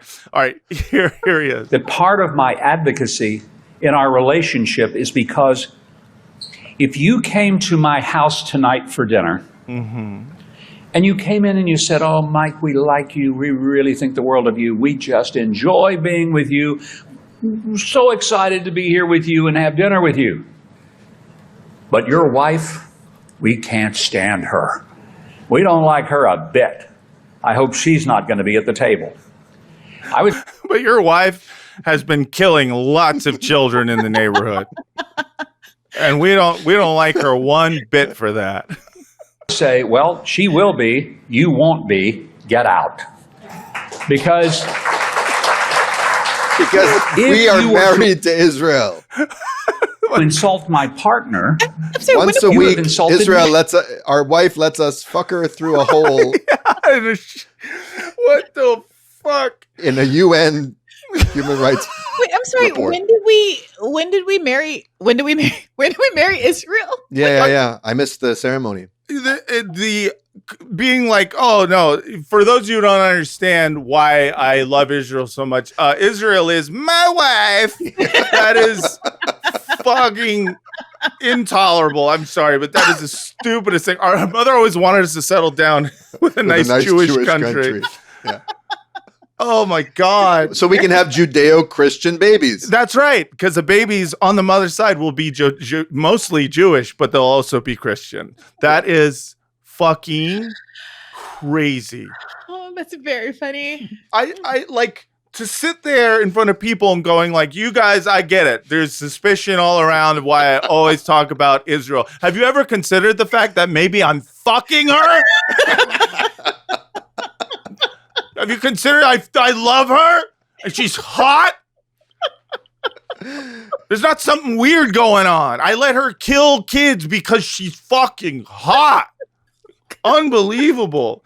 So that explains it. I think I feel fully has barred. It honestly, when you read American foreign policy to Israel that way, it actually makes it make a lot more sense than any other rationale. It does. It's refreshing. And also, so much of Israel's own propaganda is so like lady coded. Like, look at this ostensibly hot IDF soldier. Right. And look at how much I'm going to talk about how we got raped on October 7th. Don't you have to defend your wife's honor? Yes. That's what they're doing. And it's funny to hear him say it out loud, because you like, this is something we would joke about someone saying as an excuse for why they support Israel. And he just is just like, no, it's like my wife. Israel's my wife. And, happy wife, happy life. We just have to, I'll say this for like ardent, like Christian Zionists, like Mike Huckabee, at least they are brutally honest with their cuckery, we'll say. Like, he is just being very clear that the reason is because he loves her and he'll support her no matter what. See, I thought he was going to go in the direction of a different kind of heifer, like all of the brown cows that they need to be. Or the red cows, what kind of cows? Something of a reddish hue, perhaps. Yeah. Meanwhile, to round this episode off, this happened a few days ago, but there was a UN Genocide Commission that happened, in which the United Nations Independent International Commission of Inquiry on the occupied Palestinian territory, including East Jerusalem and Israel, published its report, and it concluded that, quote, concludes on a reasonable grounds that the Israeli authorities and Israeli security forces have committed and are continuing to commit the following actus reus, which I'm sure, Briahna knows what it means, an act that is in the element of a crime of genocide against the Palestinians in the Gaza Strip. So it's related to the concept of mens rea, which was part of the whole ICJ thing. Well, I used to be a mens rea activist. But the reactions to this have been interesting. One has been Christian Sidati was asked some questions about this. He's one of the people who was the head of this commission. And one of the questions was fantastic. It was just like, doesn't this make you Hamas? And here is his response to it. Today decried a distorted and false report and said that 3 individuals, so referring to the Commission of Inquiry, 3 individuals serving as Hamas proxies, notorious for their openly anti-Semitic positions. Could you please comment on that? These reports should be taken seriously, but honestly, the Israeli responses are becoming so boring. They say the same thing every time. They're producing the responses by ChatGPT these days. And they spend so much money in the Foreign Ministry on propaganda, you'd think that they would actually come up with something original. I would want them to engage with the evidence, but they never engage with the evidence. They put the report into ChatGPT, and then they put out the standard response. So I got to say, I've got to put out an official caveat to my usual hatred of the Australian accent. Mm-hmm. ChatGPT is the best pronunciation of that technology. Perfect. You're not going to give them NAR? Oh yeah, that was pretty good. NAR. Yeah. Yeah. I love asking the commissioner. So Israel has said that all 3 of you are literally Hamas. How do you respond to those allegations? And yeah, he just says what we all know, which is that they don't ever engage with the material. They will find a reason to delegitimize the entire thing, whether it is like going into the actual report and cherry picking something that they could make a counter claim cherry to. Tomato picking, man. Yeah, excuse me. Or they, just accuse the people who ran it of being Hamas. But it is interesting how, you know, and it makes sense how mad they got over it. I've seen like some true freakouts over it. Because I saw this and I tweeted that this was so refreshing because as obvious as this response is and as common as it is for them to be asked these stupid questions about are you Hamas, like it is relatively rare to get someone responding the way you should when someone acts like a crazed animal, which is to bop them on the nose with a newspaper. Right. No. Yeah, exactly. No, Exactly. wrong. Bad. No. Like, because normally you get all this like, well, and he does a little bit of it up top, like, well, of course we have to take all claims of anti-Semitism very seriously, and but normally it's all that, Yes. right? Like, and of course this was a thorough investigation by, but normally, like throughout this entire conflict, it's been, Israel said UNRWA was Hamas, and the next day the entire world defunds Hamas. Defunds UNRWA. Yes. Yeah. And we have a famine. And then like a year later, they're like, oh, shucks, gee, this famine's awfully bad. Right. Why can't these mercenaries we hired to give food do their job right? Yeah. Whoops, couldn't have seen this coming.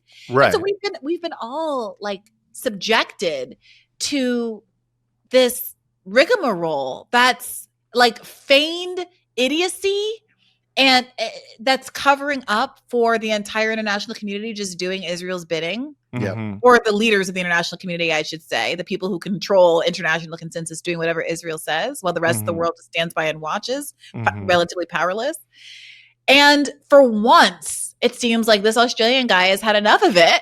Yeah. And he's like, come on, my guy. Like, yeah. And not to nitpick what you said, but I don't think he ceded that ground at the beginning. I think when he said these reports need to be taken seriously, he means these reports, the ones we're putting out, not allegations of anti-Semitism. Fair enough. Right. These, we should be talking about the substance here, and Israel has nothing. Yeah. And it's great that he says enough is enough, you know? He's just, you know. And imagine if we had this kind of clarity immediately. Like I was no great scholar of Israel Palestine, right? Like I knew, like, you know, I had a average person's understanding of the conflict on October 6th. Right. And just a baseline like anti-Semitism. Yeah. Just kidding.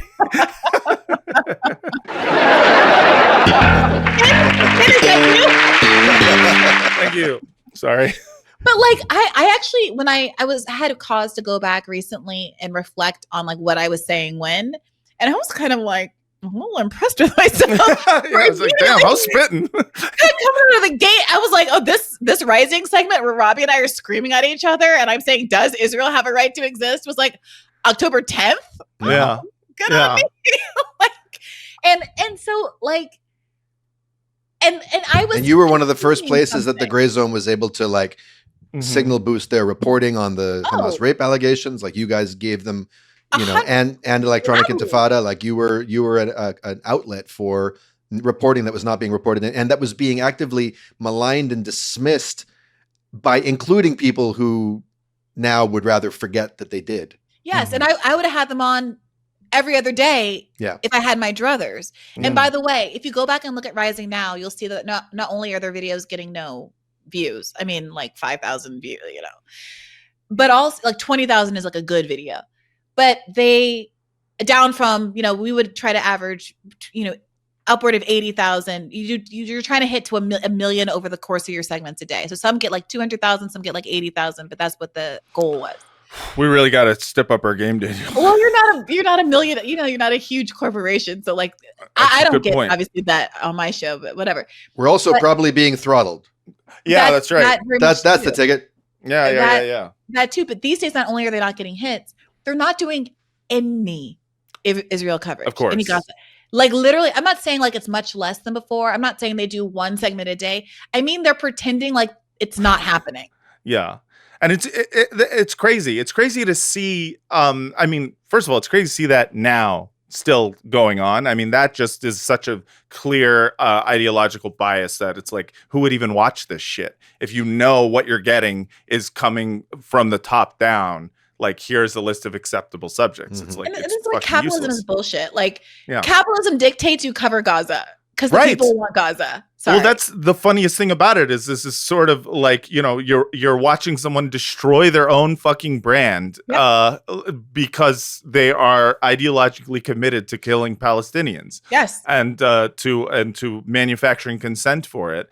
And if not, Yeah, go if ahead. not consent, then just at least pretending like it doesn't exist and letting Yes. other people do the dirty work. But I brought up how quickly I got on, like I like educated myself and was, forcefully being pro-Palestine, not just to like pat myself on the back, but to make the point that I got there because I was consuming trusted sources, right? Like October 7th happened and I immediately looked around and said, what are the people that I trust saying?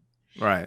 And that means that there were a lot of people, international authorities, people at the UN, people like Craig Mokhiber, people who were quitting their jobs, people in the State Department who were quitting their jobs, and of course, independent journalists, the Gray Zone, 972 plus, the Intercept, everybody, Miss Rachel. Miss Rachel, all coming out very quickly and saying enough that gave me the confidence to say what I was saying second order on Rising. And so for so many other folks to have been silent and for the UN as an authority to basically allow this to happen all this time, my mother worked for the UN for 17 years and had to go to conflict zones like this all the time and was in Lebanon evacuating people in 2006 when Israel was bombing Lebanon. Like the UN staffers that get killed, she doesn't work there anymore, but she still has colleagues and friends that reach out to her and is like, this is very real. Yeah.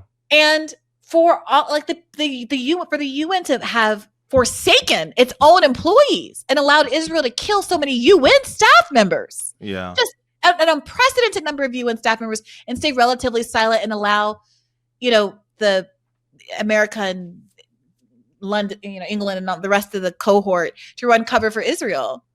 Yeah. It's really unconscionable. So yes, it's refreshing to hear that guy say that, but it's refreshing because it has not been the norm. Yes. Right. You finally an Australian's out there going, that's not a wife. Well, of course, now but of course now the whole Commonwealth, right? UK, Canada, Australia are running a different kind of cover for Israel by appearing to piss Israel off by recognizing the state of Palestine. We're probably not going to have time to cover that in any depth on this episode. Right. But just, on the one hand, it's funny to watch Israelis freak out and make absolutely plain and explicit, again, just like Huckabee's admitting that we're betrothed to a foreign country, right? And it's till death until planetary destruction do us part, Israelis, officials, both in government and out of government, say there's never going to be a Palestinian state. We've worked way too hard to allow that to happen. So on the one hand, that's good. But on the other hand, these meaningless recognitions of a state of Palestine, really? On what territory? With what borders? With what army or protective device? With what kinds of autonomy are you recognizing it? It's completely meaningless, way too late, and it's total PR for themselves. And it, of course, in the Chomsky and Herman paradigm, part of manufacturing consent is creating the illusion of a, playground of debate, right? And you set those goalposts pretty close to each other. And it's interesting because I very much, wanted to, I try not to be someone who dismisses movement, especially amongst Western politicians, because it has been obviously so excruciating to watch how slow even the most leftward politicians in America are at recognizing that this is a genocide and this is wrong and they should be speaking and using their power in order to stop it. So when people do it, whether they're, celebrities or politicians, I'm always just like, okay, this is good. I want to be in support of it. I don't want to be the person who goes like too late, because to be honest, it's not too late. People who, say it's too late for people to do that or to do anything. That's not true. This project is continuing. A genocide can be stopped. Any day in which you can try to stop the genocide is a good day, no matter the fact that you were a coward for 2+ years, right? What's hard about this recognition of a two-state solution is that it sounds good at first. You want to like it, but then you watch Keir Starmer essentially call for, a two-state solution as a way to stop Hamas from their crimes from doing their crimes. He spends more time talking about Hamas crimes in that announcement than he does anything else. It's like Bernie's ninth inning acknowledgement that it's a genocide as well. Yes, Bernie, it sounded very similar to this, in which you see Bernie Sanders finally says, it is a genocide. It's September 17th, 2025. And the first sentence is Hamas. I'm sorry, the first word is Hamas. The first sentence, a terrorist organization, began this war with its brutal attack on October 7th, which killed 1,200 innocent people and took 250 hostage. Still lying about the numbers. Yeah. It's like, I get it. It makes me feel a little gross to do this, but, as Aaron and Max have done such a good job pointing out, and, like half of that number is soldiers. Right. Like those aren't like he said innocent people, which isn't the same thing as civilians, but like a lot of people keep calling them civilians. Yes. Like 1,200 civilians. And that's not even taking Hannibal into account. Right. And also it is like, I'm sorry, but you don't start your, like, if you believe something is a genocide, please treat it like a genocide. Yeah. Don't do the thing where you have to soften the blow of telling someone they're doing a genocide. You don't ever have to soften that blow. Can you imagine? It's like, look, the Holocaust was the Holocaust. Right. But those Jews. Yeah, exactly. Right. Imagine starting your history of the Holocaust with the Reichstag fire. Yeah. Right. was a crime against the governing body of our wonderful Fuhrer. The armed terrorists of the Warsaw Ghetto. Yes. Right. Yes.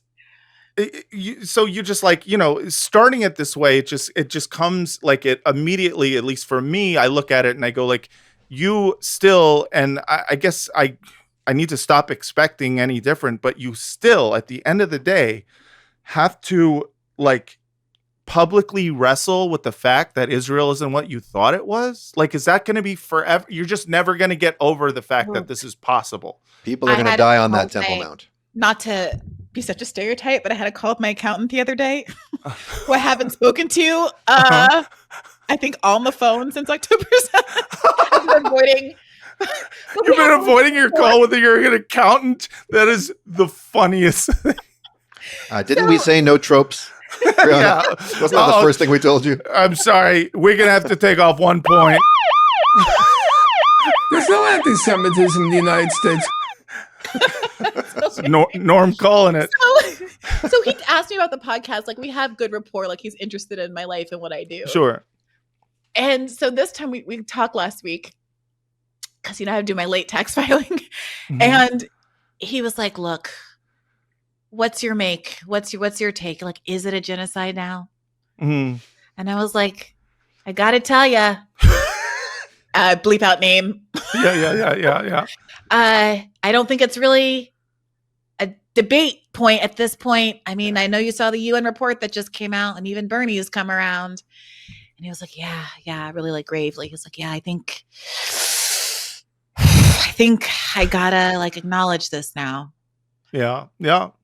And I'm like, I'm glad you're here, buddy. Yes. Like, why we don't have to have that argument on the phone. And it's like, for people who have had a tough time coming around on it, it's like, I understand this, at least on some level, because it took a while for me to come around just in general to the idea that Israel could be the baddies when I was younger, So if this is your first time, welcome. And I'm sorry it had to be during a genocide in which your silence on this and or approval of it was historically going to make you feel like shit for the rest of your life. But when it comes from a politician like Bernie Sanders, or when it comes from Keir Starmer, you really do hope that the meaning of the word genocide has the power that it maybe once did. Matt, was Starmer's statement about genocide? Or it wasn't about genocide, state? But it came in the wake of this, of this report. Do we have Ken Roth's tweet to Netanyahu? Is the strangest attempted own of the Zionist pushback. So, all the Zionists have been saying this is rewarding terrorism, all these recognitions of a Palestinian state. And Kenneth Roth, the former fucking head of Human Rights Watch, says, no, Netanyahu, recognition of a Palestinian state is not a, quote, prize for terrorism, but a penalty for your genocide. You get rights, Palestinians, but only to own Israel. Right. It's like a fee. It's like a fine. Yeah. Like, you know, feel that, you feel your wrist, you feel it smarting. That's because I just slapped it. You know what your punishment's going to be? Is me staring into the eyes of a dead Palestinian saying, I see you and I hear you. That's what it's going to be. And it's like, you look at this and it's just so hard to fathom the fact that we are now, you know, dealing with an international community, at least the powerful nations, kind of taking this ruling of genocide, you know, from this commission, and acting in a way that does not ensure that they will stop funding it or stop arming it. Yeah, that's what's disgusting about it. Like, I really hear you, Matt, when you say, like, when people come to the right conclusions, you want to welcome them into the tent and not be like an asshole about it. Like, I get it. And for some people who had no power, like my accountant, I'm happy to do that. Like, I'm glad he's there. And I'm sensitive to the fact that he has pressures that I don't have, and he's been indoctrinated in ways that I wasn't growing up. Sure. Like, I'm not going to be all big and bad because there, but for the grace of God, go I. So, you know, that being said, there, but for the grace of the one true God, Jesus Christ, whom the Hamas eaters killed. Yes. But, you know, when you're Bernie, you know, when you're the leader of a country, when you had real influence, when you're the Secretary General of the United Nations, you had a different kind of obligation. Yes. And your unwillingness to say the truth created the permission structure for all of this evil to happen. Yes. And coming around at this juncture cannot be read in good faith as, like, I had a maturity of opinion, because to my anecdote about, like, being balls to the wall on October 10th, the information was out there for anybody who wanted to look at it. Right. So it wasn't like my accountant who, like, is reading the New York Times and isn't learning the truth and eventually comes around because there's good reporting on, oh yeah, it was a genocide. You knew, and you chose to be a part of the cover-up. Mm-hmm. And only now are switching gears because, you know, they've already killed almost half the population of Gaza. Mm-hmm. And the deed is done. They've destroyed every building in Gaza and dug up every grave, and no one has anywhere to go. And they are pretty confident they're going to be able to complete their ethnic cleansing campaign. And so now you have permission to say a couple of true things so that your legacy isn't so bloody and tarnished. So no, I don't accept it. I'm not, like, happy you're on board at this juncture. Like, you're just trying to dodge accountability, and I'm not going to be a part of allowing that. Sure. No, I understand that. I understand that completely. And I think one of the darkest parts of, you know, the Keir Starmer thing specifically is in watching the video, which we don't have time to play it, but in watching it, there is it's 6 minutes long, and there is about a 3-minute preamble talking about the crimes of Hamas and you know, Hamas wanting to, you know, destroy Israel and destroy the two-state solution. And then a little bit about, you know, obviously Israel doing bad things too. And therefore, I would like to call for a Palestinian state, you know, along the 67 border, the pre-67 borders, in order to stop, you know, extremists like Hamas who don't want peace, and, you know, and Netanyahu from yada, yada, yada. What's really dark about that to me is the idea that Hamas is, like, doing everything they can to stop a two-state solution is just not true. This is a headline from 2017 when they put out their charter. It says, this article is more than 8 years old. Hamas presents new charter accepting a Palestine based on 67 borders. That's 8 years ago, in which they accepted this proposed two-state solution. Mm-hmm. Like, to stand there and use this as this is going to be the punishment against both of these warring factions. Is I'm gonna call for a two-state solution. I'm going to endorse an obsolete solution that one side has made absolutely impossible and impracticable. Yes. And the other side accepted a long time ago. Yes. And to me, knowing knowing this, because I think Keir Starmer knows that this is the case, knows that Israel is the one in the way of this one thing. It's like he cannot pretend to be ignorant about what he has allowed to happen for the last 2 years now. So for him, he knows that this is the perfect Hasbara punishment, a punishment that works enough just to piss off the right psychopaths in the Knesset, and not enough to do anything that like physically stops this from happening. And it's to my friends in Israel, you have been very, very naughty. Now go to your settlement. Right. And it's like, Time out. We've joked about this before, but it's like he is basically saying the UK now recognizes doing a land acknowledgement, which is brutal and dark. And doesn't make me happy. We need to start wrapping up. But We gotta wrap it up. I would never forgive myself if I didn't ask you this question or give you this prompt, let's say. Let me see what you can do with this.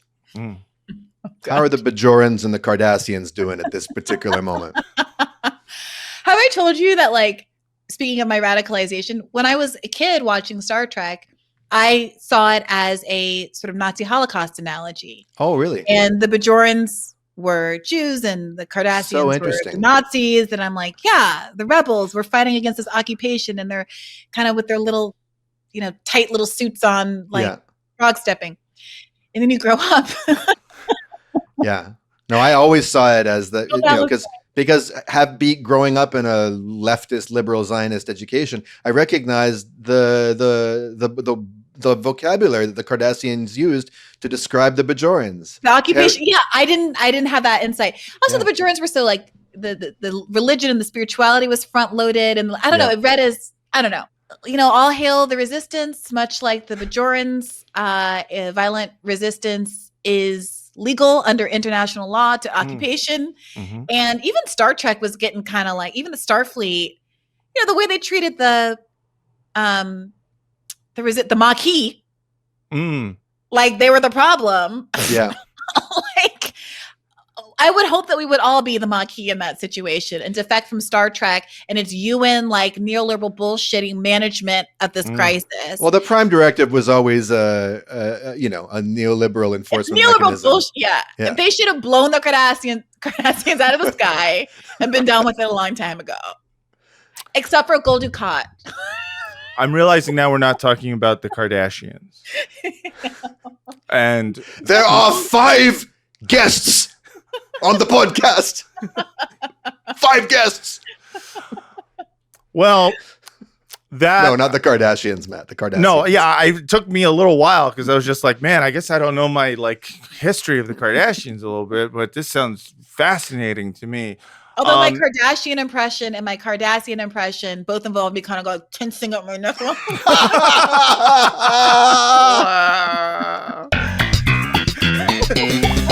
Oh, I got to get rid of the Seinfeld soundboard, but that was perfect for it. Oh, man. That's our show. Briahna, thank you so much for coming on and talking about Bad Hasbara with us. Thanks for having me. This was genuinely a blast. I haven't had a good chuckle in a while, so thank you guys for that. Hell yeah. Where can people find you? You can find me over at Bad Faith Podcast. Wherever you get your podcast, there's a free episode that drops every Thursday and a premium episode that you can get over at patreon.com/badfaithpodcast, or at least until the Zionists figure out how to kick us off of Patreon. Well, and that's actually very economical for you folks. You just go to patreon.com/bad, and then there's a fork in the road. Yeah. You can take Faith or Hasbara, take them both. Or there's also Bad Friends. That's another podcast with Bad in front. Probably Empanada too at this point. Yeah, if he does a podcast, there's a lot of Bad. You know what? We need to change the name of the show. Briahna, before you go, I just wanted to say congratulations on the platform you've built. I remember distinctly where I was when I heard the first Bad Faith episode. Oh, yeah? I was living in Victoria, British Columbia, and I remember being in the car being like, fuck yes, I'm glad she's doing this. And what you've turned it into and what you've used it for. It's like a very important and impressive and distinct space. And I feel like you've just been very true to your mission. And you really play to your strengths there. And I just really want to appreciate you for that. I appreciate you saying that. I'm not the best manager. and like businesswoman. So we just breezed by the 5-year anniversary of the show, which was in early September, I think. I think it's September 11th, actually. It's a great day. So happy anniversary to Bad Faith. I cannot believe I've been doing this for 5 years. It might be the longest job I've ever had. Wow. Congrats. Whoops. Congrats on that. It is a great show. Yeah. Thank you. And right back to you. You know, this left media space is tough, as you are well aware. We know. We're doing our best. And like, I have so enjoyed myself. And I hope to have you both over on Bad Faith sometime. Hey, another bad crossover. We, of course, are down to do whatever. And we would love to talk to you again. And please come back on this podcast again. Anytime, really. It was a blast. And thank you all for listening out there. Patreon.com/badasbara@gmail.com for all your questions, comments, concerns. All right, everyone. Thanks again so much for listening. And until next time, from the river to the sea. He loves Israel conjugally. Michael the Huckabee. That was great. Jumping jacks was us. Push-ups was us. Krav Maga us. All karate us. Taking Molly us. Michael Jackson